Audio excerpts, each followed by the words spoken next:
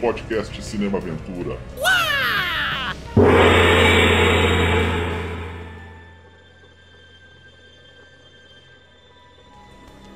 E aí, pessoal, começando mais um podcast Cinema Aventura, nos mais profundos sonhos do seu canal da ação, das artes marciais, ficção científica, guerra, western, a biografia de astros e diretores que dão vida aos gêneros mais emocionantes do cinema.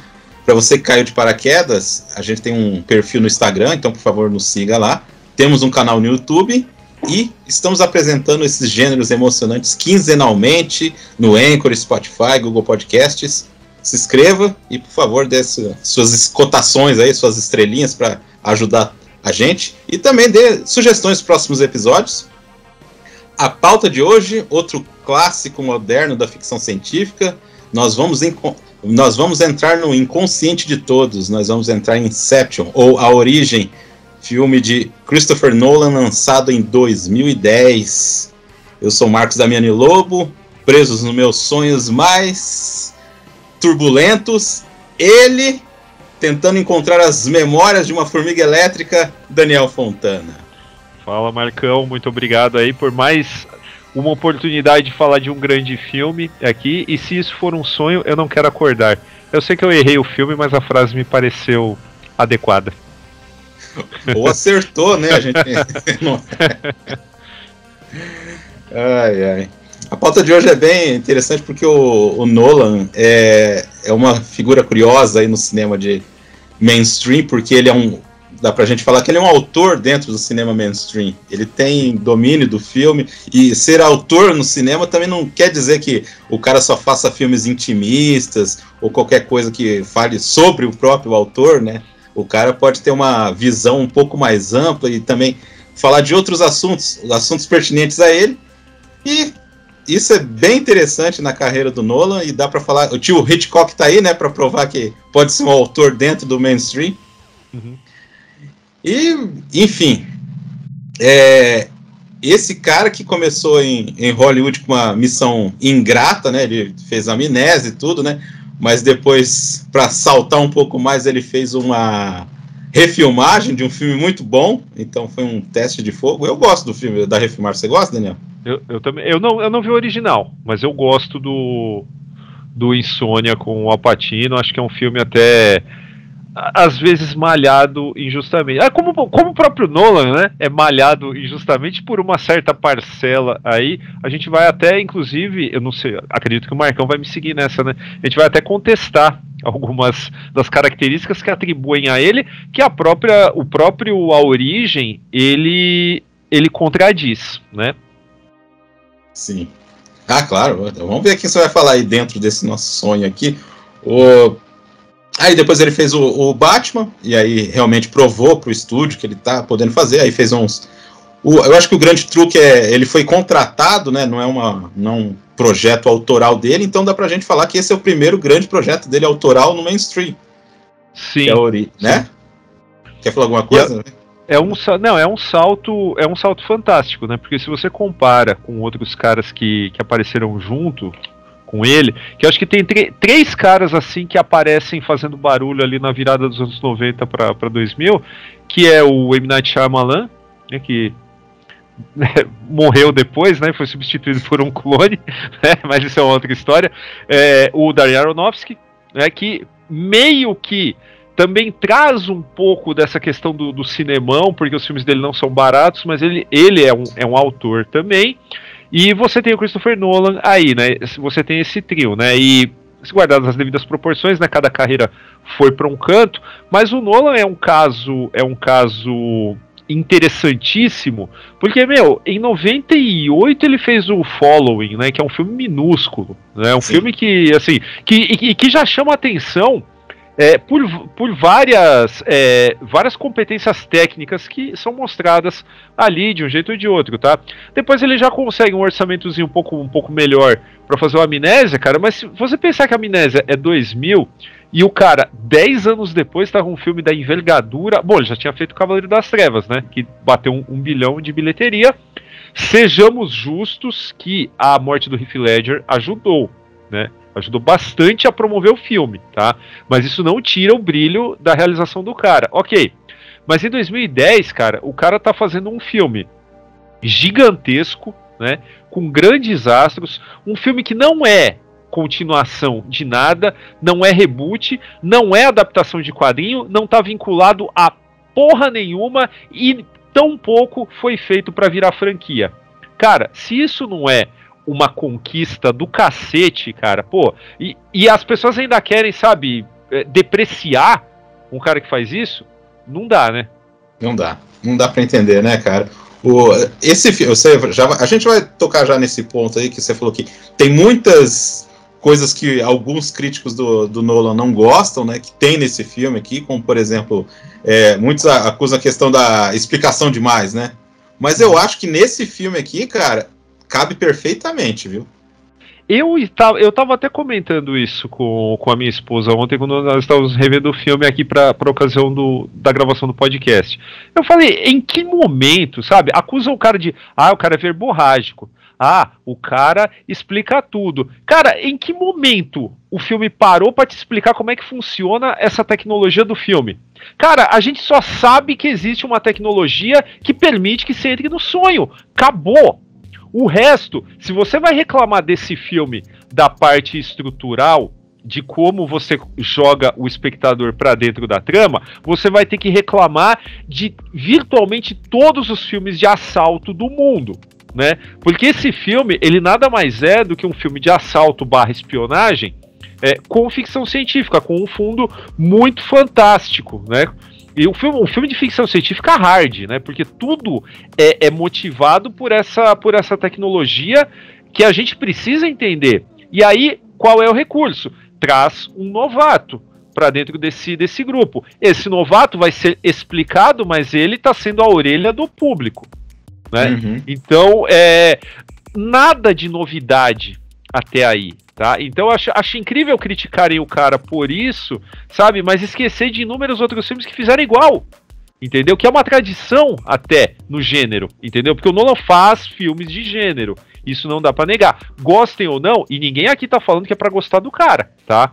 A gente só tá falando que crítica é pra ser fundamentada não em picuinha, tá? Não em conversinha de internet, mas em fatos. Aqui a gente tá trazendo fatos. Daniel, você foi veemente, viu, né? Lógico, cara.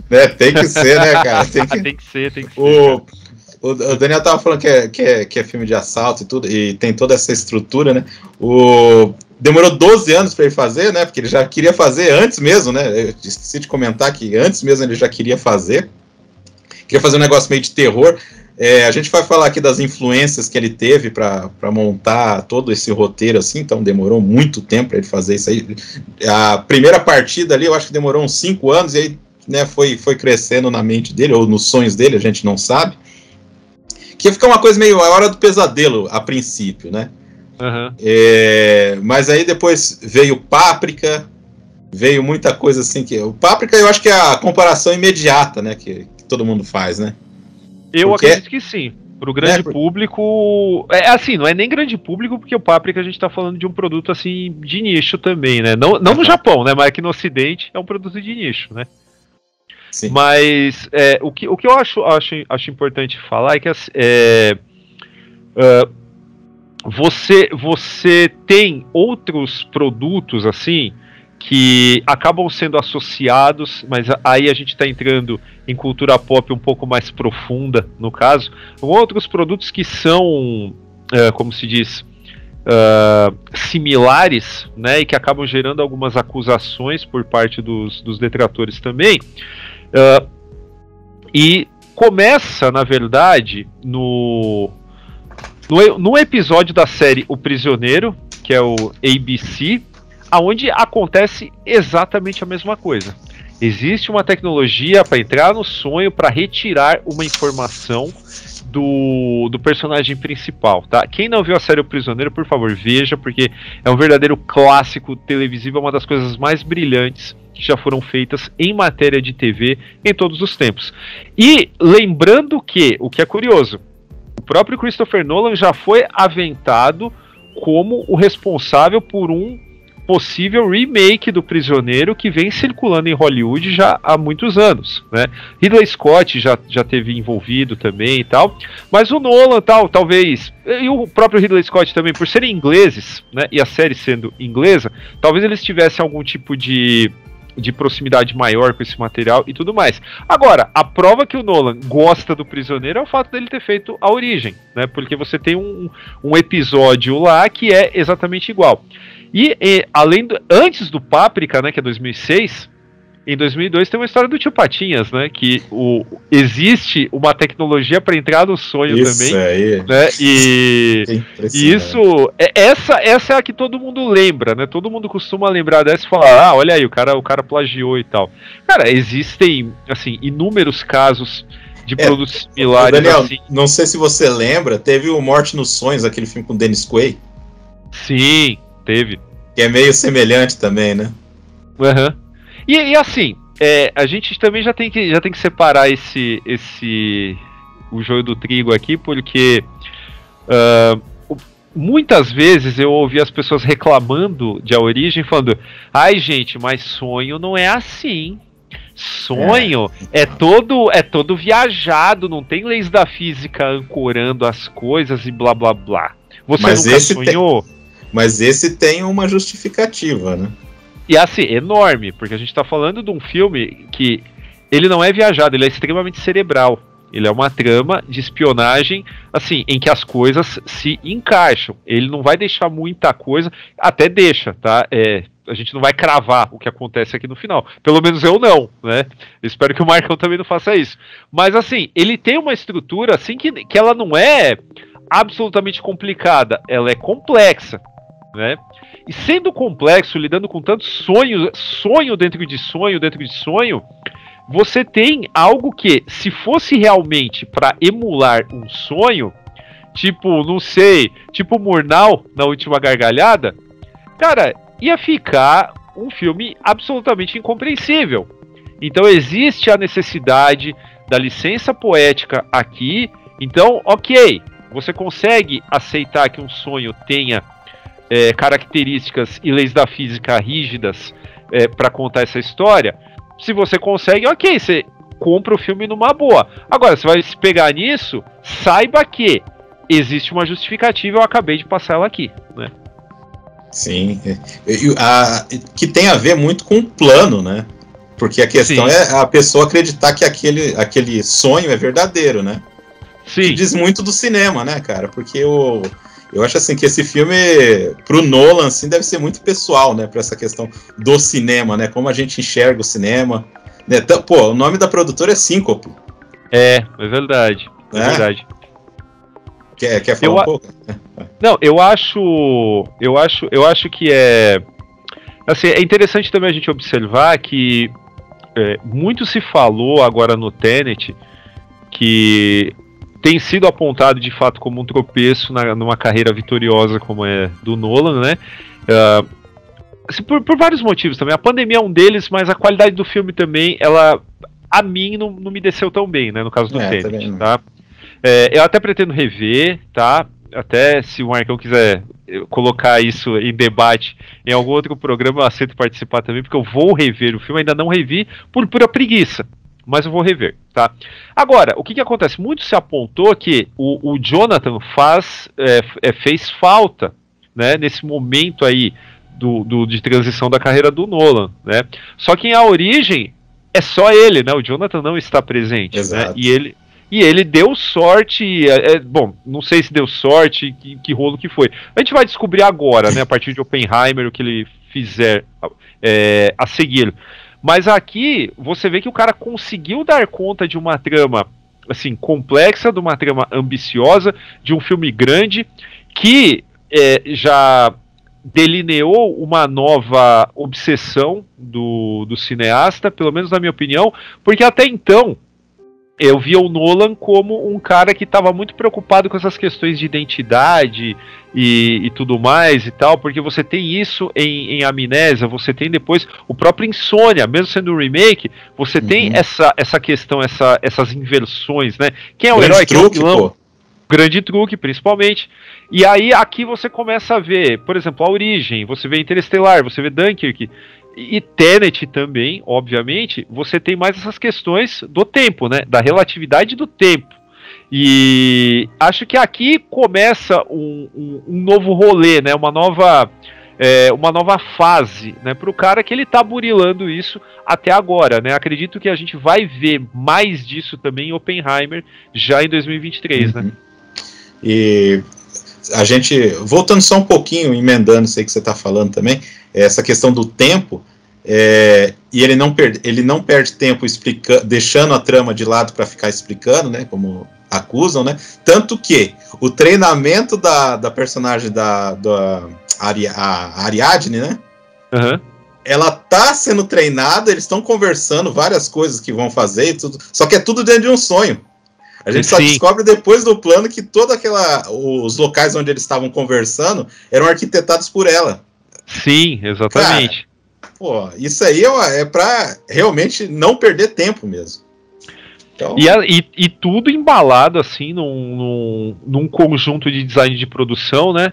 Que é o design de produção desse filme, que é o Guy Dias também, ele já vinha aí de vários trabalhos muito bacanas, até de que o pessoal não costuma lembrar, mas que eu acho muito legal, justamente por causa do fracasso do filme, que é o Superman Returns, né? O Guy Dias trabalhava com o Bryan Singer e tal. Aqui ele faz um trabalho fantástico também, aliado com a equipe de efeitos especiais, que criou um negócio que eu acho que envelheceu muito bem, cara. A gente já tá falando de um filme com mais de uma década, cara, nas costas. Você não sente os efeitos especiais, hein? Não. Talvez algumas coisas de queda ali no final, né? No finalzinho. O último ato, sim, poderia Curiosamente, que é a parte com mais CGI, né? Sim. É a parte... Que isso que precisa ser dito, né? Você tem um filme aí que, na mão de outro cineasta, ia ser CGI puro, né? Aqui não, você tem um cara que quer construir o que for possível, né? Essa é uma outra característica que os detratores, tipo, sabe, gostam de esquecer na hora de falar mal do cara, né?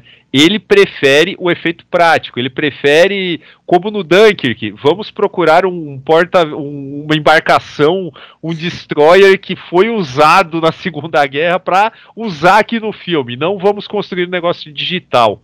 Né? Então, cara, isso é cinema foda, né? Cinema puro, né? Exato, isso é cinema, né, Daniel? Sim. Pô, aquela hora que eu chamo, a hora do rocambole, que a cidade fica em cima da outra, cara, aquilo é perfeito. E é um efeito prático, só colocaram digitalmente e depois Cara, é impressionante aquilo lá, cara. E aquilo lá me chamou a atenção no trailer quando eu vi a primeira vez.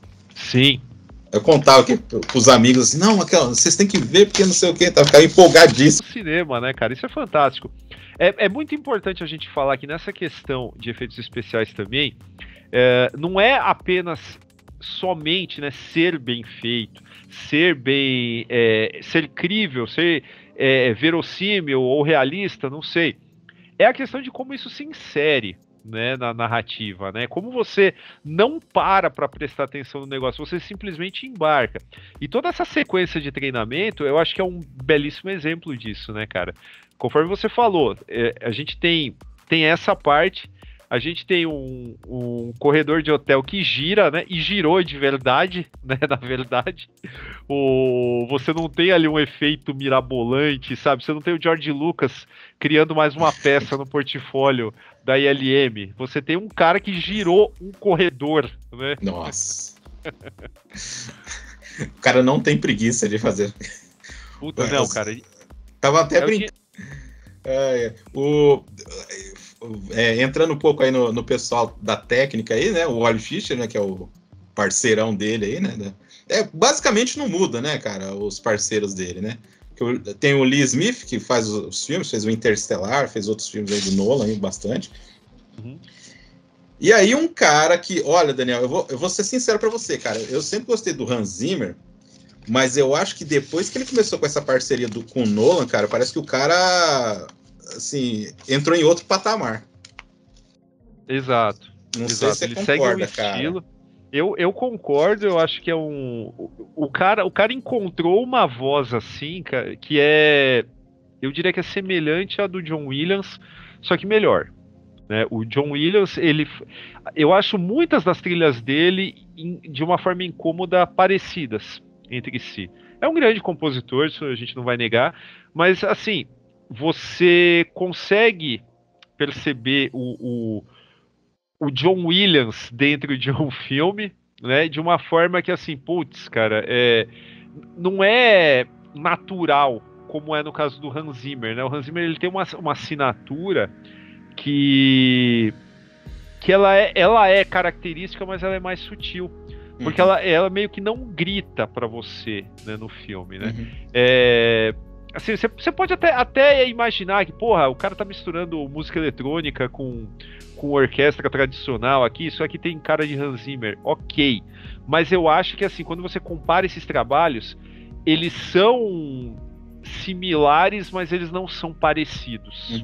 Não sei se Daniel, eu acho que tem muito a ver essa questão da trilha sonora, cara, com o jeito que a trilha sonora hoje é usada, né? Do cinema mais moderno do século XXI pra cá, cara. Eu acho assim que eu acho que o John Williams ele fazia o que era necessário, e principalmente naquela época, que aí às vezes a pessoa reclama assim, porque não tem grandes temas como antes. Eu acho que é por causa da questão da utilização da trilha sonora, né? Sim. Né, eu acho assim que é um pouco diferente, né? O que um fazia, o outro fazia nessa questão do tempo aí, de cada um, né? É que você não tem também. Que aqui a gente entraria num rolê completamente diferente, né? Mas tentando entrar nesse raciocínio e sintetizar, é que assim, você não vai ter, dentro de um filme do Nolan, um filme de personagem, que o personagem é maior que o filme, como Indiana Jones, né? Pra ter um tema dele, né? Exato, exatamente. Então é mais complicado, obviamente, né? E agora, uma coisa não se discute, tá? Tanto no caso do John Williams quanto no caso do Hans Zimmer, né? Eles jamais entrariam num rolê, como por exemplo o Michael Giacchino, fazendo trilha pra Marvel, né? Que a gente sabe como é que funciona. O cara é obrigado a se copiar. Exato. Né? Quem quiser, vá hoje comparar a trilha sonora do Star Trek Além da Escuridão com a trilha do Doutor Estranho, tá? Você não sabe quem tá mais errado, né, cara, nessa história, né?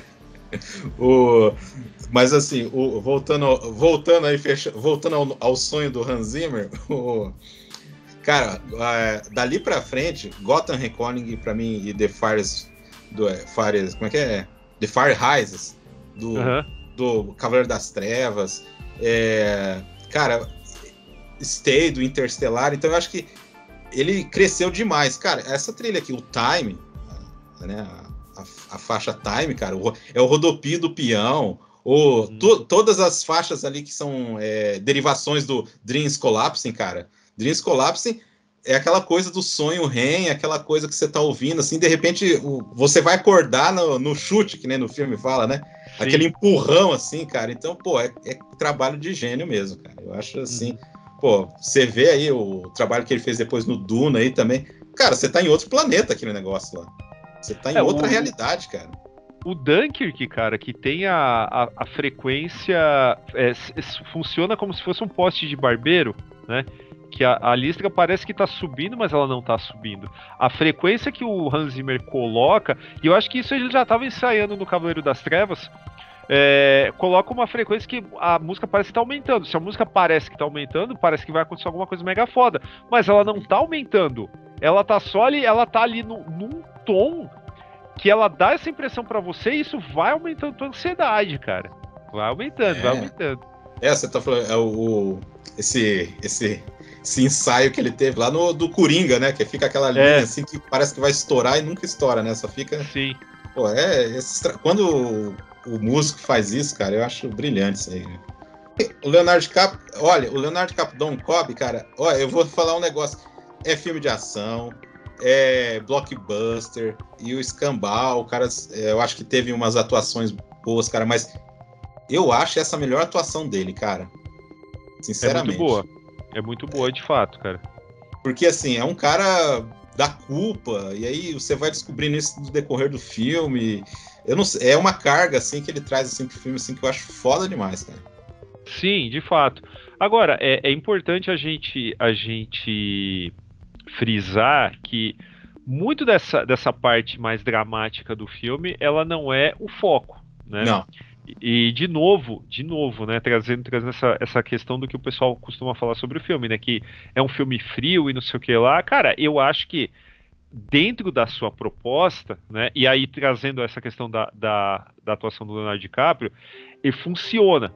Poderia não funcionar, poderia parecer um negócio extremamente árido se você tivesse um ator menos competente.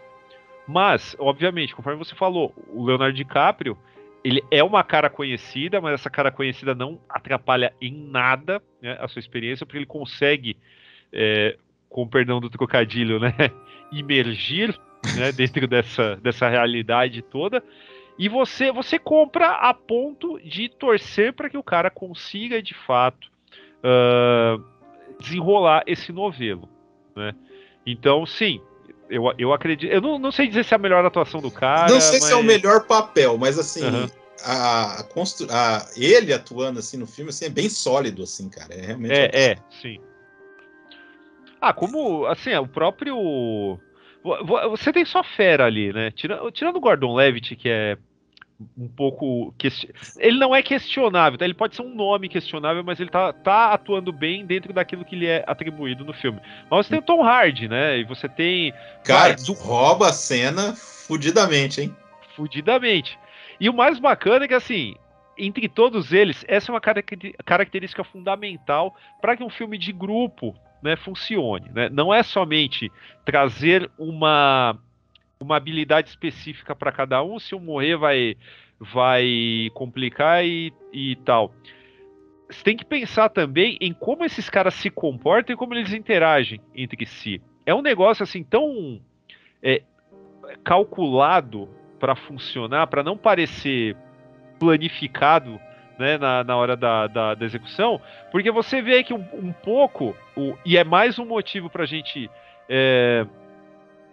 defender que o Nolan não é extremamente verborrágico e explicativo como a galera costuma acusar, porque essa antipatia que existe entre os personagens, que ela fica muito evidente, ela não é explicitada, falando, aconteceu tal coisa e talvez você fez não sei o quê. Não, cara, você simplesmente sabe, rolou um negócio que os caras não se bicaram num trampo e eles estão até agora um pouco com essa picuinha. E essa picuinha não é Eles não vão deixar de exagerada. fazer o serviço, né? Por causa da picuinha, né? Exato. É às vezes um cara falando uma frase atravessada pro outro e tal. E segue.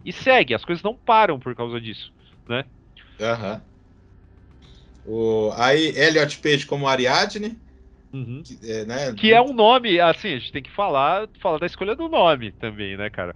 Eu não fui pesquisar assim, pô, será que tem algum significado oculto na hora de batizar esses personagens e tal? No caso dos outros, não sei, mas a Ariadne é óbvio, né? Por causa da questão do labirinto, né? Você vai projetar um labirinto, né? Exato. Ariadne tem a E ver o teste dela é o labirinto, né? Exato, que é o lance do labirinto do Minotauro na mitologia grega. Muito bem, deixa eu só virar. E assim, é engraçado que ela também, tanto o filme não se preocupa em trazer muitos detalhes para deixar o público louco, porque você não sabe, só sabe o sobrenome do nome e sobrenome do Leonardo DiCaprio. O Né? resto? O resto não, é Ariadne, é Arthur, é Ames e acabou. O Saito, né, do Ken Watanabe. Se a origem fosse feito hoje, ia ser o Hiroyuki Sanada, né? Porque antigamente todo papel de japonês de destaque que tivesse algum filme chamavam o Ken Watanabe, né? Principalmente nessa época aí, né? Não, depois eu acho que foi depois do último Samurai, né? Que Eu ele acredito que apareceu. sim. Não, e engraçado Foi. que o Sanada tá no último Samurai também, né? Tá, é verdade. Pô, que eu acho ótimo também quem Watanabe no filme. O personagem dele vai mudando, assim, né? Tipo, ele começa bem meio vilão, assim, né? Que você fala, esse vai ser o vilão do filme. Não, não é, né? O próprio cara que carrega a ameaça pra ele, né? Pô, é interessantíssimo isso aí, cara. Opa, deixa eu ver quem mais aqui. O Cillian Murphy, né? Que aí a gente tava grande revendo. Ator também. Baita ator. A gente tava revendo o filme e falou, o elenco aí do Peaky Blinders aí. É no filme. verdade. Ó, uma coisa, Daniel, que eu acho incrível do Nolan é ele resgatar uns caras dos anos 80. No Batman ele tinha resgatado o Rutger Hauer. Aqui o Tom Berenger, cara. Pode crer. Tá bem velhão ali também. Ah, mas bonitão, né? Que nem ele fala pro cara. É, cara. Deixa eu ver aqui. Opa, esse aqui já era, então. A Marion Cotillard, que todo mundo xingou no Batman, mas eu acho que aqui é bem eficiente, cara. Eu acho que tá bem legal mesmo aqui, né? E até qualquer deslize que ela tivesse na atuação dela, a própria natureza dessa personagem, tipo, ela permite, né, algum tipo de comportamento mais, digamos, dissonante, né, do conjunto. Uhum. O Michael Caine, Esse é parceiro habitual, né, quase. que falou que ele não tá num sonho. Ele é o único cara que não tá no sonho. Então ele falou que é tudo verdade que acontece lá. É discutível, né? Não, eu tô falando a versão dele. Ele falou que ele não tá em sonho nenhum. Aliás, em toda essa questão de explicar o filme, né, cara? Porque hoje você tem essa presepada, né? Antigamente você lançava o filme, deixa a galera trocar ideia e dane-se, né? O filme é do mundo, não é meu, né? Depois que eu soltei pro mundo. Mas hoje todo mundo fica enchendo o saco, né? Mandando o cara explicar o filme. Então você entra na internet, tem a Leonardo DiCaprio, né? Quem você acha? Horrível. Eu já vou deixar claro que eu nunca vi nada disso, eu não sei o que as pessoas falam a respeito do final da Origem, né? Eu digo os responsáveis, né? Os realizadores. Uhum. Eu prefiro ficar com a minha experiência do filme e dane-se o que eles falaram, tá? Porque assim, eles só falaram porque a imprensa enche o saco. Eles não estavam a fim de falar. Né? Exatamente. Um cara que eu vi que fez ponta lá é o Chosen, do Cobra Kai. Em que parte, cara? Ele é um dos seguranças lá do site no helicóptero lá. Caraca, mano. Meu, eu olhei assim, falei, pô, o cara tá lá. Que era, só esclarecendo, esse era o tipo de coisa que o ator tava fazendo em Hollywood, né? Ele aparecia em um episódio de TV e aí fazia tipo essas micropontas aí nos filmes aí, então. E a prima do Nolan também tá no filme, que ela faz a aeromoça lá, que tá do lado deles lá. Ah, sim, que ele tá na... Aliás, é tudo em família, lá, né? Porque a mulher do Nolan que produz os filmes, né? Ah, interessante. Tá tudo em família. Cara, como é que o que eu acho impressionante, assim, já do filme... O filme tem vários clímax, né, dentro dele, né? Porque a primeira sequência já é um negócio, assim, pra te jogar no filme, assim, cara, de um jeito que aquela hora que vai dar o chute, que tem vários momentos, assim, então, tipo, tem toda uma construção para meio um clímax, um primeiro clímax, aí depois, eu acho interessantíssimo, cara, essa versão aí do Nolan para o que é ação, cara. Aliás, Daniel, vamos falar uma coisa, né? Muitos também criticam o Nolan pela ação, eu acho, assim, que no Cavaleiro das Trevas tem os problemas de algumas cenas de ação, mas eu acho que na Origem funciona tudo, cara. Sim. Direção de ação, assim, né? E ainda a gente está falando de algo numa escala, assim, logística muito, muito acima, né? Porque você tem essa questão, a gente falou da questão da relatividade do tempo, mas talvez as pessoas não lembrem, né? Mas cada nível do sonho, você tem uma percepção de tempo diferente, né? Então, acredito que todo mundo vai lembrar da cena lá da van caindo, né? Que ela cai numa velocidade, já tá acontecendo outra coisa. Se você cai no limbo, o negócio, tipo... A percepção do tempo muda para décadas, enquanto são minutos no mundo real, né? E no final das contas a gente não sabe o que é. Digo assim, né? Fechando o filme, você não sabe o que é o mundo real e o que não é, né? De repente é tudo um sonho e dane-se. Mas sim, concordo contigo, cara, porque a decupagem desse filme e até o conjunto técnico todo dele, para mim, ele é perfeito, cara. Eu não encontro uma palha aqui pra falar mal de A Origem. Eu acho que ele é um dos poucos filmes assim que eu saí plenamente satisfeito. E como nós falamos, ele não é um filme que investe pesadamente no drama. porque não é a proposta dele, mas ele te emociona de você ver uma obra de arte tecnicamente perfeita, né? Dentro das pretensões e das ambições dos realizadores. É assim que eu vejo.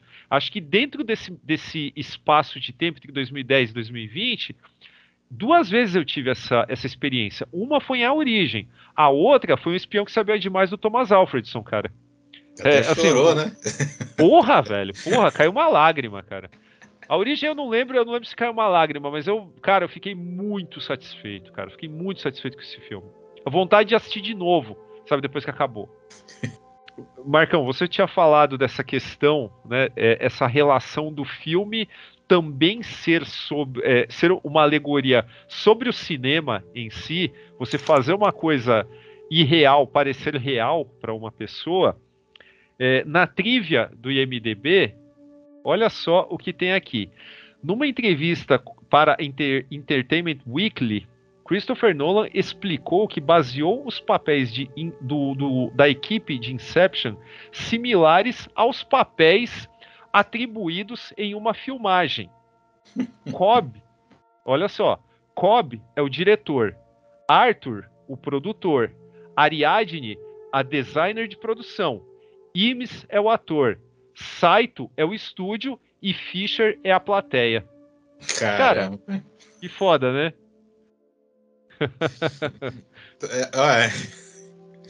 O filme não é só o filme, tá vendo? Não, cara, vai muito Mano. além. Isso abre a nossa cabeça assim de um jeito que é fora de série, né? O que tá acontecendo pra fora tá influenciando cada camada, né? Uhum. E eu acho isso aí fabuloso, cara, porque essa engrenagem dos sonhos e o que tá acontecendo e ele se ameaça é uma sacada assim do roteiro assim que eu acho fodida, cara. Para quem viu O Prisioneiro novamente, existe até uma convergência de ideia aí, porque você tem o protagonista. Aqui a gente pode dar spoiler, né? Ou não? Vai, manda. Então. Não, porque assim, de repente eu falo alguma coisa que traz um viés de interpretação para quem tá assistindo. Se não viu, veja, tá? Porque eu acredito que o que a gente falar aqui não vai atrapalhar a experiência de alguém, mas, enfim, também acredito que quem está assistindo esse programa já assistiu ao filme, né? Pelo menos uma vez. E essa ideia de você ter um protagonista que ele é a própria ameaça, né? É ele quem coloca a missão a equipe em risco. Um problema que foi ele mesmo que criou, na verdade, né? E toda a luta, né? Todo o problema é dentro de algo que está enfronhado em seu próprio subconsciente. Tem a ver também com o Prisioneiro, tá? Eu não sei quem conseguiu assistir a série e tal, mas o final ele tem algo assim que eu também não vou dar o spoiler, mas é algo que poderia ser definido como a resposta para a série O Prisioneiro as pessoas são prisioneiras de si mesmas, tá? E aqui você tem uma repetição, uma variação dessa ideia, só que com uma embalagem completamente nova, diversa, né? Para um propósito narrativo muito próprio, no caso, né? Que conforme a gente já deixou claro, tem muito a ver com conceitos que a gente já discutiu aqui quando a gente falou do Philip K. Dick, o Vingador do Futuro, e o conto, né, que o inspirou. Né? Todo esse rolê. Por isso que é uma ficção científica ferradíssima. Né? Não tem como a gente tirar esse mérito, esse peso da origem. Não, e você pensa, você falou do Dick, né? Essa questão da agência de segurança que os caras são treinados a ter da própria mente, cara, isso é muito dickiano, né? Total. E tem várias coisas aí que te levam a questionar tudo que acontece no filme, cara. Porra, aquela fuga lá em Mombasa. Cara, quantas vezes você não sonhou na tua vida que você estava apertado em algum lugar e não conseguia se mexer, entendeu? Isso acontece com o cara num momento em que você entende que aquilo é um plano, o plano real, é a realidade, entendeu? Depois que você vai pensar nisso. Agora, conforme o filme vai seguindo, cara, pô, você tem inúmeras pistas aí para você viajar ferradamente, né? O que é aquela sala também que a galera vai pra ficar sonhando, cara? E quando... porra, uma jogada assim. O cara que plantou aquilo lá que você fica, porra. É quase que tipo uma sala de ópio, assim, sabe? As casas de ópio, né? Só que os caras vão Exato. na verdade, não vão pra sonhar, né? Vão pra viver, Vão né? pra... Como é que é? Como é que o cara vão fala, pra né? acordar, Pra né? acordar, O porra. que tem a ver com uma frase de Jung também, cara. Quem olha pra fora dorme, quem olha pra dentro acorda. Então assim, não tem como deixar de associar, né, esse... E o pessoal acaba vendo esse filme simplesmente como uma trama vazia, movimentada e verborrágica, quando na verdade a gente tem um estofo, né, por baixo de tudo Uhum. isso. Pô, e várias coisas familiares a gente, né? Por exemplo, esse negócio de não lembrar como é que é o começo do sonho, né? Que é sempre uma chave ali que o cara usa, né? Sim, Você lembrou de chegar aqui, né? A questão da sensação de quando você tá caindo, que aí você acorda, ou mesmo quando você morre, tudo aí, depois ali fica a trama que você não pode morrer e tal, né? Tem uma justificativa ali, né? Mas sim. são coisas bem familiares numa, que nem você falou, uma ficção científica meio hard, né? No sentido de muito complexo, né? Não tanto, né? Não é a ciência, né? Mas assim, a trama ali é complexa. Mas assim, tem essas familiaridades que te colocam assim junto ali, né? Te colocam ali Sim. confortável ali na trama ali, cara. Talvez assim as pessoas ficam um pouco confusas com a questão dos níveis mesmo, por exemplo, às vezes se a pessoa não estiver prestando atenção, acontece. Por exemplo, terminou aquela missão que eles estão lá na chuva, aí vai pro hotel. Às vezes a pessoa automaticamente acha que é uma segunda missão, que aquela primeira já não existe mais. Por isso que quando aparece o carro, o pessoal fica meio confuso. Mas já não terminou? Por que eles estão nesse carro, né? Fica Uhum. uma coisa bem interessante isso aí, cara. Mas esse filme, Daniel, tem uma historinha que eu costumava frequentar uma locadora lá e tinha sido lançado, eu fui lá alugar, né? Aí a Uhum. pessoa falou assim pra mim, esse filme é bom? Eu falei, não, é bom e tal, não sei o que, você tem que prestar atenção, né? Ela falou assim, nossa, mas pra assistir o filme você tem que prestar atenção nele? Eu falei, pô, desculpa, né? Você tem que prestar atenção no filme. Ai, cara. Mas, ó, então, mas ele tem essa familiaridade que eu gosto bastante, que nem você falou, cara. A gente tá comentando aí, é a estrutura de um filme de assalto, né? Você vê tudo ali do filme de assalto. Você vê o roubo que às vezes não dá certo, aí os caras têm que ir para um plano B, aí a fuga. É muito estruturado nisso, assim, cara. Que nem eu falei, a ação, cara, pra mim a cena do corredor é uma grande cena de ação mesmo, assim, cara. Tipo, do cinema, assim, cara. Porque ver o Joseph Gordon, cara, lutar naquele giro ali, e depois gravidade zero, cara, eu acho fantástico aquilo lá, cara. Que nem você falou. E o cara filmou aquilo lá, cara. Girou lá o cenário inteiro pra criar aquela emoção ali, cara. Eu costumo dizer, cara, que essa sequência, ela é uma das melhores sequências de luta dentro de um filme que não é de luta, né? Porque assim, a gente procura, né, melhores quebra-paus que a gente já viu no cinema, normalmente a gente vai procurar em filme de luta, né? Cuja razão de ser do filme seja a luta. Esse aqui, cara, ele tem uma disputa física aí que, cara, é inusitada, é criativa e é difícil de esquecer, né? Não tem jeito. Sobre essa questão da estrutura, né? Filme de assalto barra espionagem, né? O terceiro ato é curiosamente baseado, né, inspirado, né, porque o Nolan gosta muito, né, no 007 A Serviço Secreto de Sua Majestade, né, que eu acho um filme bem meia boca, eu não gosto. Cara, esse filme pra mim tem cara de Austin Powers, não tô brincando. Embora eu goste do final, o tá? final é bom. O final é muito bom. Mas o resto, cara, na boa. Eu acho que ele nem se leva tanto a sério. Eu esqueci de falar que quem faz, que o plano ali é pra. A gente esqueceu, né, no final das contas, de falar que o plano era para colocar uma ideia na cabeça do Cillian Murphy para acabar com a empresa rival ali do Saito ali, né? É legal porque o Saito descobre como o Kobe é bom sendo uma vítima ali, né? Sendo um cara que. Exato. Né? Isso é interessante. Na verdade, o filme tem até uma mensagem, né? Olha só, o pessoal também fala que o Nolan. Já ouvi isso, tá? O pessoal fala que o Nolan é reaça, né? Mas o filme ele tem uma mensagem anti-monopólio, cara. Né? Porque sim. os caras estão tentando. Obviamente que você sabe que o Saito ele não é um cara bonzinho. Não Né? é um Mas santo, não. os caras estão tentando acabar com o monopólio de geração de energia no mundo. Né? Então, enfim. Pode ser o cara que tá pedindo esse serviço pode ser um cara, tipo, questionável? Pode, tudo bem. Mas a missão, no final das contas, ela tá acabando com o monopólio, né? Então, isso vale. E é exatamente essa inversão que é bacana, né, meu cara? Porque você tem que.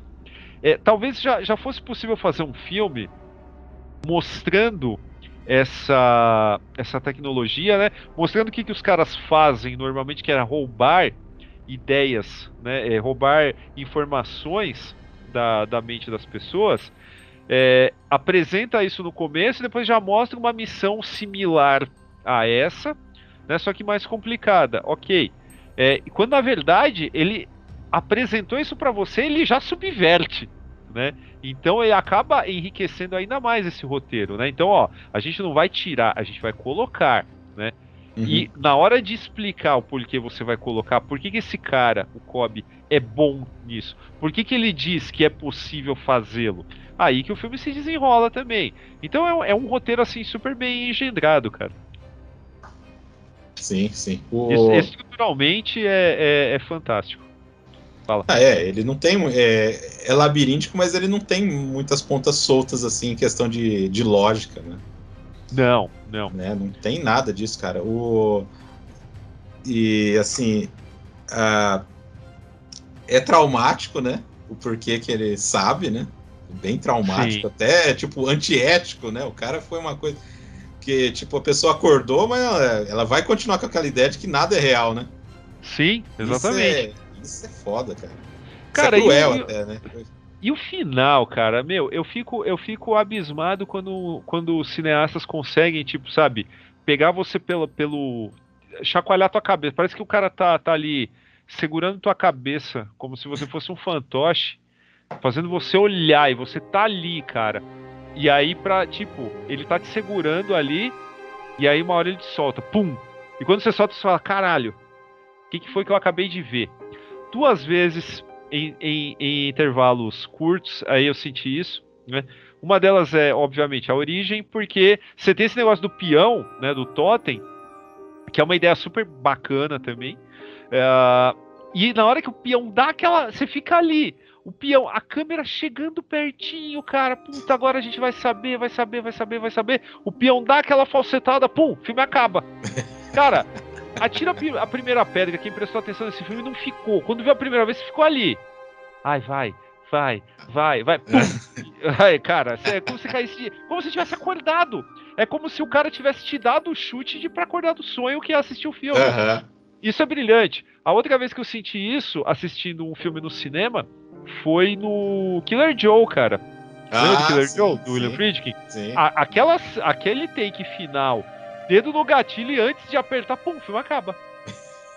Caramba, bicho, isso é demais. É levar o público aqui, cara. Aqui. É quase da mesma época, né? É engraçado, né? Curioso isso aí, né? Killer Joe é de 2009. Ou 11. Deixa eu dar uma olhada aqui, cara. Estreou atrasado também. 2011, cara. Um ano depois. Deve ter estreado em 2013, provavelmente, viu? Pode ser. Outra sequência boa que os caras tiveram um trabalhão que tem a ver com essa coisa do sonho sendo manipulado pela realidade é a cena, pô, cara, aquela água entrando no hotel japonês lá, cara, na primeira sequência lá, cara. É ótimo, né? Muito legal. Cara. O cara sendo jogado ali. Pô, aí que tá, já tem reviravoltas logo de cara, né? Porque você entra dentro do sonho, aí você vai saindo, os caras estão no trem, mas. Pô, aquela hora, aquele plano ali do Leonardo DiCaprio, assim, a água, que os caras usaram jatos d'água, né? Parece que o Leonardo DiCaprio ficou 1 minuto ali parado, assim, só tentando se secar ali, no meio daquela. Uma tonelada que cai em cima do cara ali, meu. Mas muito interessante, cara, isso aí. E já é um show de fotografia, né? Logo nessa entrada, já é um show de fotografia, cara. Me lembrou até um take específico, que é o Leonardo DiCaprio descendo a escada, assim, arrumando a arma e tal. Me lembrou muito as histórias do Jim Steranko, cara, na década de 70, sabe, que tinha um claro e escuro, assim, muito pronunciado, sabe? E me fez pensar como o Jim Steranko, ele adaptou o Outland, né, Comando Titânio com o Sean Connery. Imagina uma adaptação de A Origem ilustrada pelo Jim Steranko, cara. Que foda, hein? Porra. Nossa, seria... Só nesse começo só já ia valer sonho, o preço. Só em sonho. Ou em algum lugar do multiverso, né? Vai saber. A gente não sabe. A gente não sabe. Outra coisa que a gente esqueceu de falar do negócio da escada, né? Que também é. Cara, os caras terem construído aquilo lá também é muito bacana também, né? Da Penrose ali, né? É verdade. Ali, cara. É assim, influência clara do Escher, né, cara? Né? A arquitetura do Escher que não bate, né? Isso é um conceito, assim, muito legal pro filme. Muito legal mesmo. Como é que eu vou fazer? Como é que o cara vai construir, né? Tipo, é foda que o Nolan fez e eu falei, dane-se, agora você vai ter que se virar pra fazer isso aí, cara. Porra. Que acontece 2 vezes, né? Aquela hora lá que o Gordon tá fugindo do cara também, né? Pô, muito maneiro, cara. E não é um negócio que salta uma construção de CGI, sabe? É uma trucagem assim que parece uma construção real mesmo. Não é um negócio fulgurante, brilhante, assim para você mostrar uma nova técnica, né, na tela. Então isso é muito bom.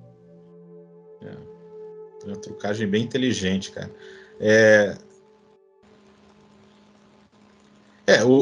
Assim, o final, assim, tô falando assim, a questão como se resolve ali o drama ali, cara, é quando ele aceita a morte da esposa, né?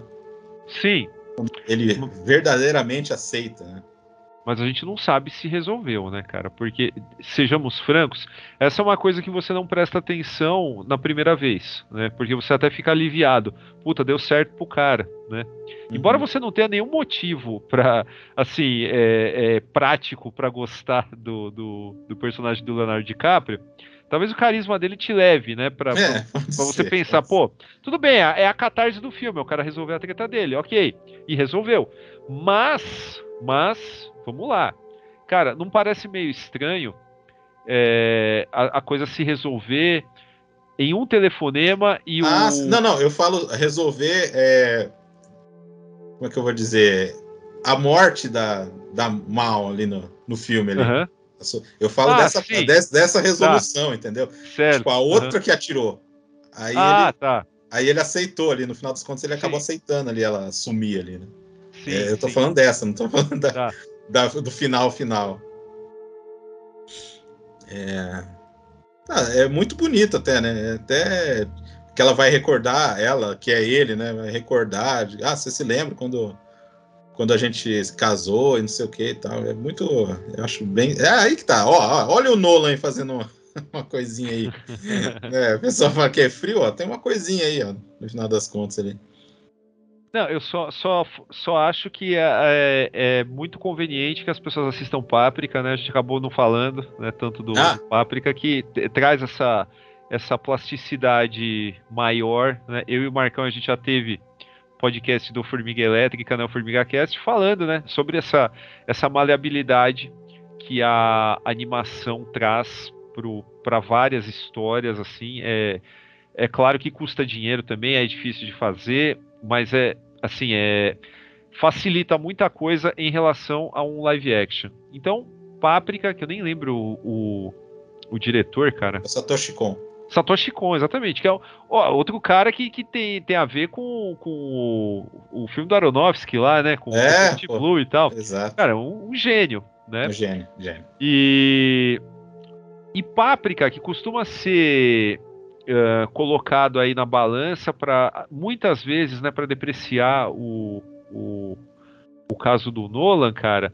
Eu acho que assim, Páprica ele pode até ter um resultado superior na representação que ele propõe por ser uma animação, né? Vamos colocar que você tem um profissional que está tentando fazer uma narrativa como essa, né, passada numa construção, ou em várias construções oníricas, com live action, cara, é muito mais difícil. Né? Então, é aquela história do corredor sem perna, né, cara? Se você tem um cara com 2 pernas e com uma perna só, né, ou com uma perna mecânica, se esse cara chegar, sei lá, 30 segundos depois do primeiro lugar, esse cara já é um vencedor, né? Eu penso assim, a gente tem que pesar as dificuldades de cada projeto. Então, é muito legal assistir Páprica, né, que é uma obra de arte irretocável também, é um negócio assim que fica na memória. Assistir em seguida a origem, né, tentar pensar, né, como essas obras conversam, né, porque são obras irmãs. Não acho que seja um caso de, o cara plagiou. Não plagiou, cara, sabe? É outra coisa, é só a única coisa que tem a ver tem a ver com o sonho. Ponto. E a própria abordagem do sonho é diferente dos filmes, as propostas são diferentes. Né? Muito diferente. De novo, reforçando, porque uma animação dá mais plasticidade, né, mais maleabilidade da realidade para qualquer criador. Então, fica aí essa recomendação, né? Vamos olhar para as obras assim e fazer o julgamento dentro dos critérios certos, né? Exatamente. Eu acho que a gente vai fechar já a origem já. A Inception, né? A origem, que é um nome honesto, vamos falar assim. Tem nomes piores, mas esse pelo menos né? É um nome ok, né? Porque a inserção não ia ficar muito. Né? Em português não funciona tão bem, né? Não. Mas assim, encerrando aqui, cara, filmaço, né? Deu para perceber que a gente gosta muito do filme. A gente não falou tanto da trama, cena por cena, porque eu acho que esse filme é um daqueles filmes intraduzíveis, assim, para debater, cara, assim, em questão de emoção para assistir, né? Então, é isso aí. Foi só eu e o Daniel aqui, né, para fazer esse sonho acontecer. Então, tudo talvez você não tenha ouvido esse podcast, talvez tenha sido só uma imaginação de vocês, só um sonho, né? Então, só quero agradecer ao Daniel aí por ter feito essa, Daniel. Eu que agradeço, cara. É sempre um prazer falar assim, de grandes filmes aqui. Esse filme aqui rende mesmo. A gente ficou aqui, só nós aqui. Ficamos mais de 1 hora trocando ideia aqui. Valeu muito a pena. Foi muito bom porque, sabe, esses programas marcados aqui, eles sempre me obrigam a reassistir algum filme que eu gosto pra caramba. E só posso agradecer, porque é sempre falarmos, né, sobre esses filmes é como se a gente tivesse a oportunidade de vê-los como se fosse a primeira vez, né? Porque a gente sempre descobre alguma coisa nova, né? Exato. Sempre uma desculpinha para rever filmaços, né? Claro. Então, gente, valeu.